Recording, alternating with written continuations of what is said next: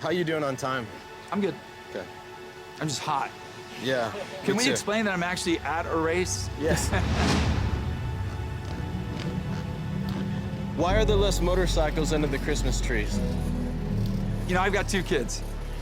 It's tough for a parent. You don't see as many motorcycles under the tree as you used to, but you don't see as many kids outside playing either.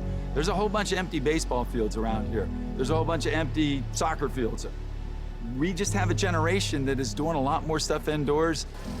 Where we're hurting is the grassroots, the mom and pop level, and I don't know how to change that. What is wrong with motorcycles? Those are dangerous. Those pollute the environment. Those tear up the earth. There's not enough places to ride. The motorcycle industry started to fall back a little bit when 4-strokes first came out. They were expensive. And then in 2008, when we had the recession here, the motorcycle industry as a whole, street bike, everything nearly halved. We needed to recover for all the brands. I see the cost of bikes have gone up and up and up and up, but the salaries of the blue-collar people that are buying the bikes, I don't see their salaries going up by 40–50% over the last 10 years. It's not going in the right direction. Is it safe to say that you're not going to stop until you win another Motocross of Nations? That's what I would like, yeah. Can you make a promise that you're not going to stop until you win one? I won't quit. USA! But this coming the nation is going to be probably the most difficult ever for America to win. The schedule is not favorable to the US. It's 5 weeks after the last national. We're already preparing for Supercross. It's on a completely man-made sand track. It's basically beach sand dumped over a road race course. The Dutch actually should have won last year in the US here, but they're going to be much tougher there. You may get asked to prepare these guys for a sand track that they probably never even ridden anything like this. Yeah. With guys like Hurlings and Crowley and Belgium, the Netherlands, all those teams that just grew up in that. Not that it's not challenging anyway. This one doubles up the odds. By the time we've done 2 seasons with this intensity, with this heat, we are gonna go into their backyard and tear up their lawn.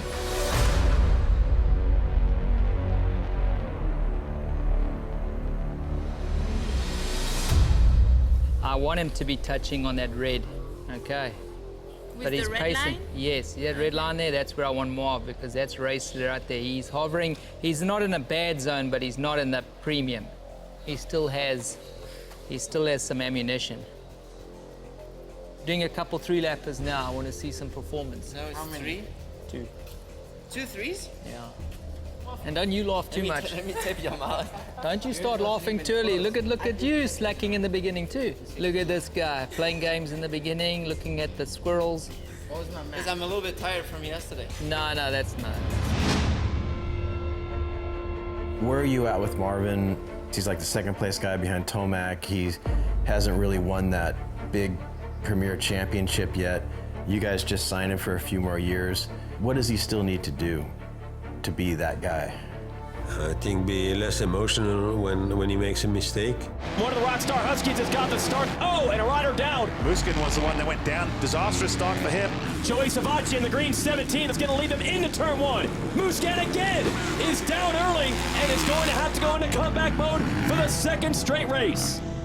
One of the cool things about Marvin and surprising that he has not stopped improving, and that's unusual. Usually riders don't improve much after they're like 25, you know. He's on the inside again. Roxon's got to grease the outside of this corner, and he does. Oh, they almost land on each other. Marvin, he's able to take the lead from Roxon. Marvin Muscat wins the overall here. Everyone funneling and banging bars on the inside, and it's Muscat for the 2nd week in a row. Red Bull KTM's Marvin Muscat is going to be the overall winner. If you look the last 3 years, he has been 2nd or 3rd in each championship. So it's not much, there's that last little thing, you know, to win a championship. Come on, Marv! Cooper Webb running the wide line, and it's going to result in a pole shot. Oh, no! Marvin Muscat Muscan is down and trapped under the motorcycle. He's quickly back to the bike, but that's a huge shakeup. That's been the story of Marvin's season. Yeah, he hasn't won one of those major titles, but he's been in the fight every year, and that shows how much, you know, he wants it. And not just once in a while, like every single championship. It's been outdoors and Supercross every year for a couple of years. Battle for the lead on our hands now. Crowd loving it here at Washougal. Now Tomac's gonna try the outside here. Who's gonna win the battle out of the corner? Tomac's got it!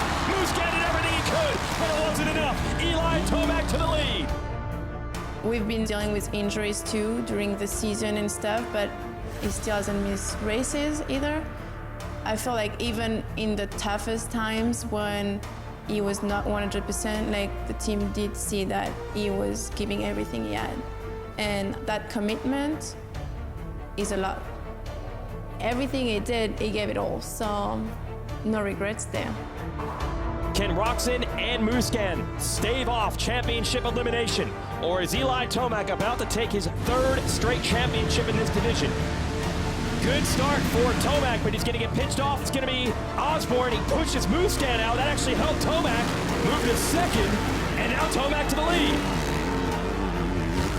Definitely got to be a little frustrating for Marvin knowing that he's going to be eliminated. For the third year in a row, Eli Tomac is a Lucas Oil Pro Motocross 450 champion.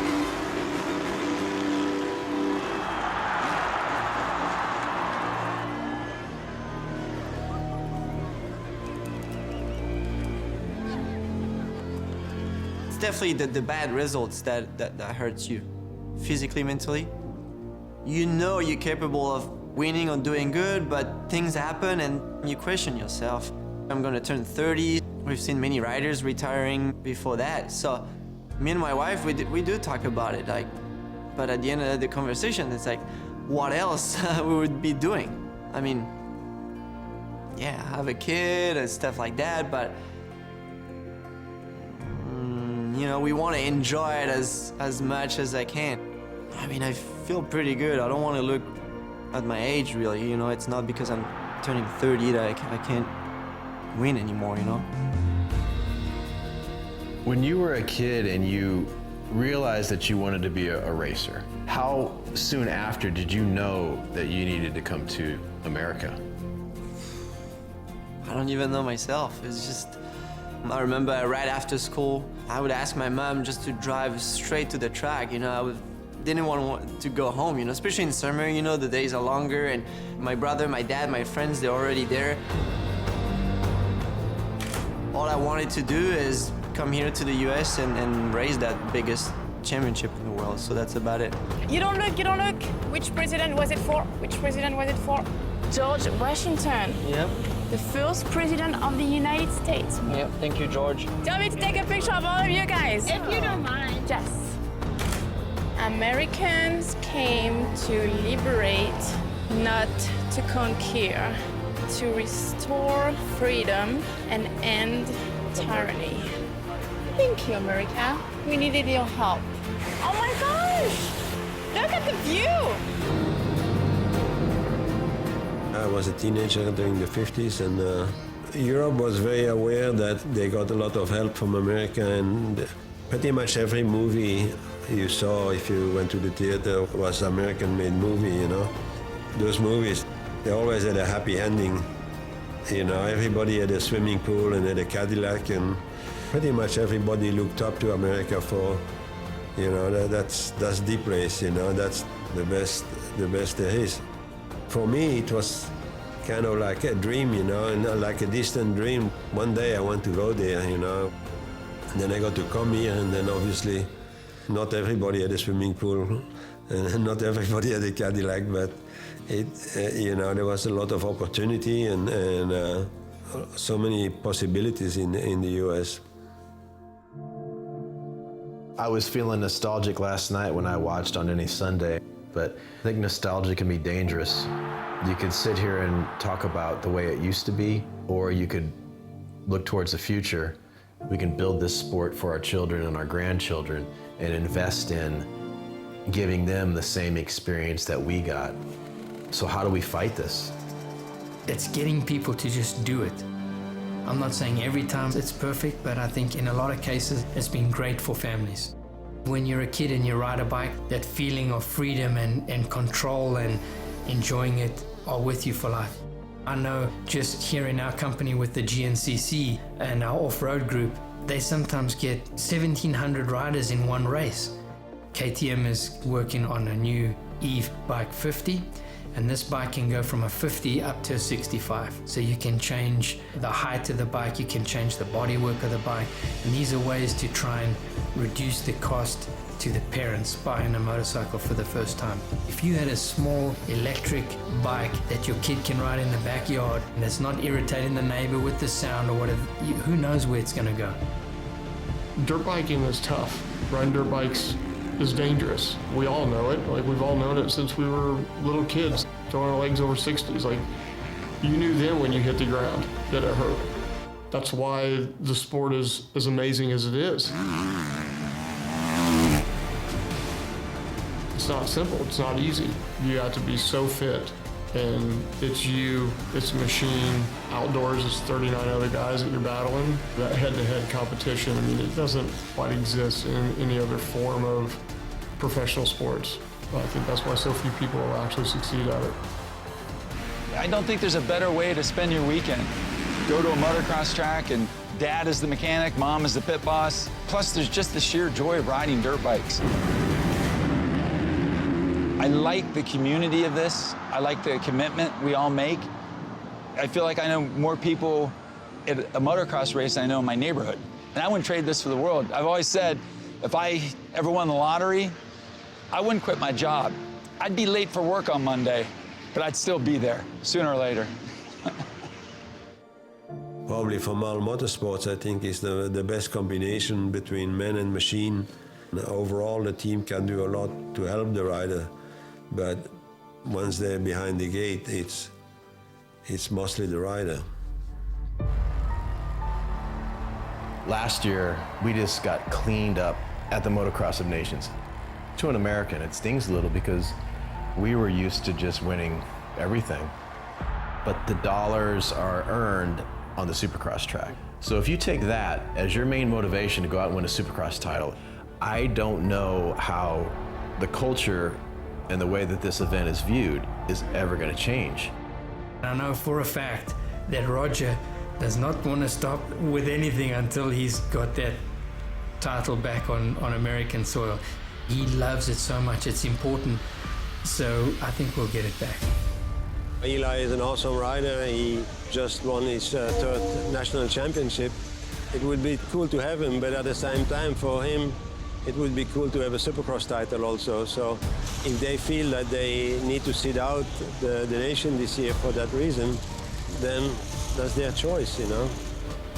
But it's cool that somebody is willing to take the chance and put in the effort. There's nobody that wants to go to the nation more than Osborne. So why would you put yourself in this situation? It may be one of the toughest races of your life. I guess because I love to suffer.